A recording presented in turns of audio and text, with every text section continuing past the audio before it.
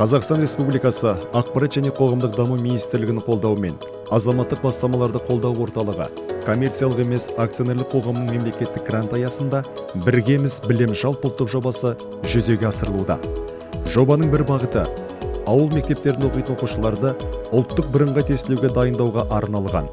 Аталмыш жоба аясында сәуір айының 20-сы мен маусым айының 14 аралығында Маңғыстау облысының ауылдық елді мекендерінің оқушыларына арналған ұлттық бірыңғай тестілеуге дайындық курсы ұйымдастырылды.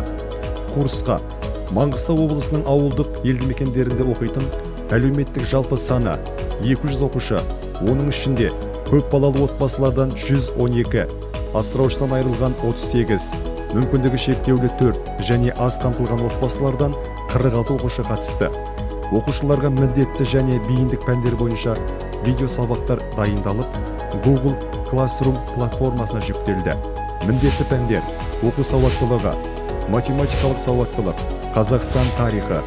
Бейіндік пәндер: математика, физика, химия, биология, дүниежүзі тарихы, адам, қоғам, құқық, ағылшын тілі, қазақ тілі, қазақ әдебиеті. Оқушылардың білім алуына өңірлік 25 волонтер жұмылдырылды. Волонтерлер оқушылармен үнемі кері байланыс орнатып, оқушылар тарапынан туындаған сұрақтарға жауап беріп отырды. Оқушылардың қызығушылығын арттыру мақсатында мынандай 3 онлайн кездесу ұйымдастырылды. Қазақстан Республикасы Білім және ғылым министрлігі ұлттық тестілеу орталығының директоры Дидар Смағұловпен, BTS Education компаниясының директоры Саясат Нұрбекпен, 2018-2019 жылдардың түлектері Шияра Құдайберген және Қасымжан Жұбаймен. Кездесу барысында оқушыларға ұлттық бірыңғай тестілеу бойынша жаңа ережелер таныстырылып, мамандық таңдауға қатысты кеңестер берілді.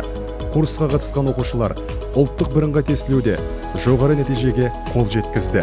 22 талапкер 100 балдан жоғары нәтижеге қол жеткізді. Сондай-ақ 80 оқушы мемлекеттік білім беру грантының иегері атанды. Қарақия ауданы 3, Маңғыстау ауданы 14, Мұнайлы ауданы 31, Түпқараған ауданы 11, Бейнеу ауданы 16, Жаңаөзен қаласы 5, барлығы 80. Маңғыстау облысы бойынша жобаны жүзеге асырушы Ахмет Байтұрсынұлы білім академиясы мекемесі.